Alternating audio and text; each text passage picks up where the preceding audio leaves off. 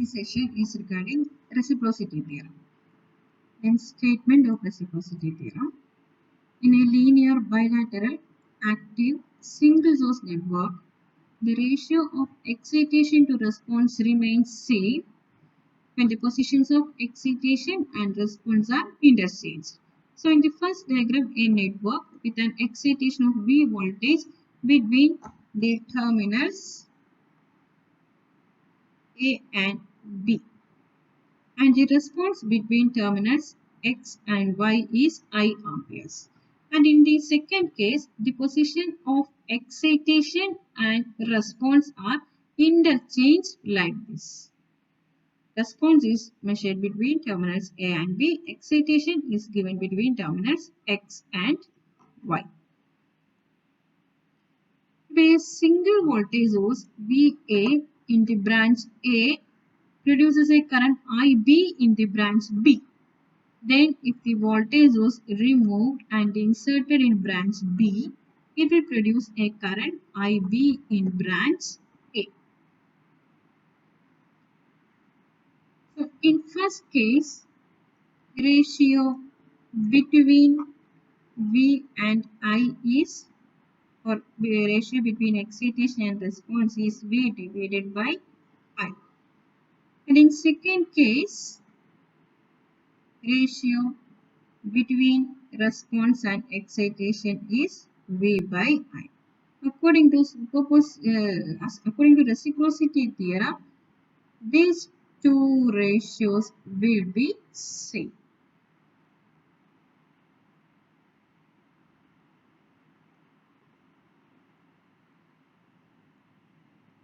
Then limitations of the theorem. This theorem is applicable only to a single source network. It is not applicable to circuits which has dependent sources.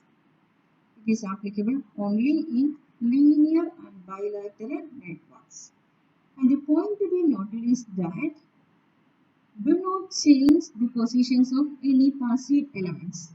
That means elements like resistor, inductor, capacitor. Only excitation and response are interchanged. Now let's move into a problem. Calculate current I and verify reciprocity theorem for the given. Here, in first case, we have to calculate current I when excitation and response are in its original position. So case 1, it is redrawn in order to calculate current I. Two mesh currents I1 and I2 are considered. Now we have to write mesh equations. For the first mesh equation we will get as 15I1 minus 10I2 equals 20. Mark it as equation number 1.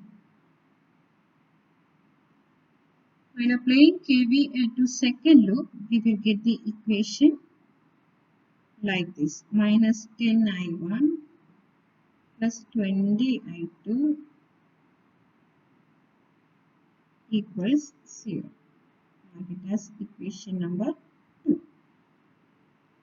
Upon solving 1 and 2, we will get the values for I1 and I2. After solving these two equations, we got the value for I1 as 2 ampere and I2 as 1 ampere. Now our aim is to calculate this I, and from this circuit it is clear that I equal to I2. We got I2 as 1 ampere. So here we got current I as 1 ampere in the first case. Then case 2. In second case, we have to calculate current I when excitation and response are interchanged. Here, the response and excitation are interchanged. In the first case, excitation was between terminals A and B,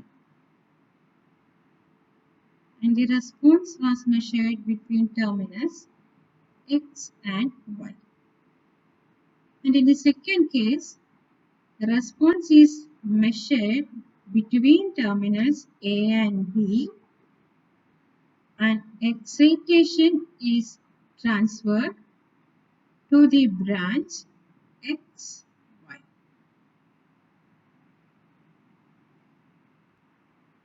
Now, this is the response I. This I should be calculated. In order to calculate, two mesh currents I1 and I2 are considered. Now, writing the KVL equations for the loops. While applying KVL to first loop, the equation will be minus 5I1 minus 10 into I1 minus I2 equal to 0. So, we will get 15I1 minus 10I2 equal to 0. Mark it as equation number 1. Then, apply KVL to the second loop. The equation will be minus 10 into I2 minus I1 minus 4I2 minus 20 minus 6 I2 equal to 0. That is minus 10 I1 plus 20 I2 equal to minus 20, which is equation number 2. Now solve equations 1 and 2 to get the values for I1 and upon solving equations 1 and 2, we will get the value for I1 as minus 1 ampere and we will get I2 equal to minus 1.5 amperes. Now from the figure, it is clear that current I, which should be calculated, is minus I1. I1 in clockwise direction, I flows downwards. So we will get I equal to 1 ampere. Since current I remains same in both the cases. In first case also we got it as 1 ampere. In second case also we got it as 1 ampere. Since the current I remains same in both the cases, reciprocity theorem is verified.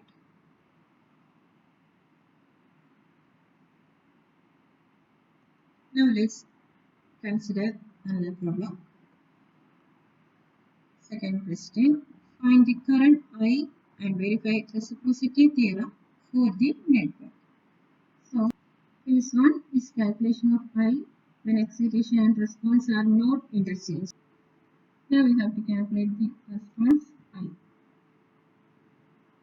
I should be calculated. Now to calculate I, mesh currents I1, I2 and I3 are marked and write the mesh equations for all the three meshes. Applying KVL to mesh 1, so it will be 5 minus 2I1 minus 3I1 minus I2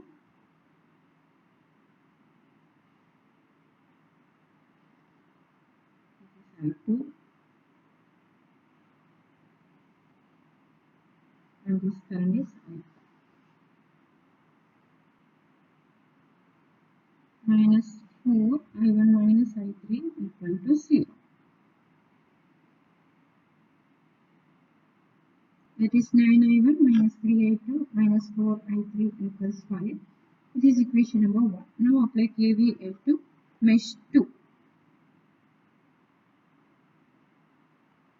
And the equation will be minus 3 into I2 minus I1 minus 2I2 minus 3I2 equals 0. That is minus 3I1 plus 8I2 equal to 0. It is marked as equation number 2. Now we have to apply KVL to mesh 3. It will be minus 4I3 minus 4 into I3 minus I1 equals 0. That means minus 4I1 plus 8I3 equal to 0. It is marked as equation number 3. Now solve equations 1, 2 and 3. Solving 1, 2 and 3, we will get the values for I1, I2 and I3. Upon solving, we will get I1 is equal to 0.85 ampere, I2 equal to 0.85 32 amperes and I3 is equal to 0.43 amperes. Now from the diagram it is clear that the current to be found out, which is I, is equal to I3. We put it as 0.43 amperes. Then case 2, where the positions for response and excitation should be interchanged. So the circuit can be rewritten like this. Here the excitation was between terminals A and B, and the response was measured between terminals X and Y. Response from X to Y is measured. Now we have to measure the response from B to A. This is X and Y. Excitation is given between terminals X and Y. The negative terminal was connected to B. Here the negative was connected to X. Current from X to Y. Current from B to A. In order to calculate the response I, mesh currents I1, I2 and I3 are marked, and write the mesh equations. While applying KVL to the first loop, we will get the equation like this: minus 2I1 minus 3I1 minus I2 minus 4I1 minus I3 equals 0. That is 9I1 minus 3I2 minus 4I3 equals 0. It is marked as equation number 1. Now apply KVL to mesh 2. So we will get the equation like this: minus 3I2 minus I1 minus 2I2 minus 3I2 equals 0. That is minus 3I1 plus 8I2 equals 0, which is equation number 2. Now apply KVL to mesh 3. Then the equation will be minus 4I3 minus minus I1 equal plus 5 is also there, equals 0. That is minus 4I1 plus 8I3 equal 5, equation number 3. Now solve equations 1, 2 and 3 for getting the values for I1, I2 and I3. Solving 1, 2 and 3. Then we will get the values for I1, I2, I3 as I1 equal to 0.43 amperes, I2 equals 0.16 amperes and I3 we will get as 0.84 amperes.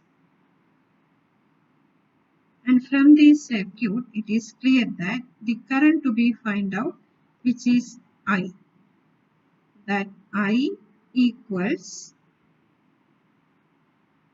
I1, that is equal to 0.43 amperes. In first case also we got the value for I as 0.43 amperes.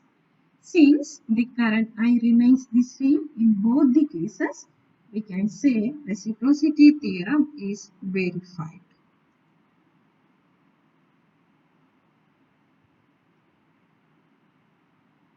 Now a third problem, verify reciprocity theorem in this circuit. This problem all of you complete it as homework. Okay, thank you.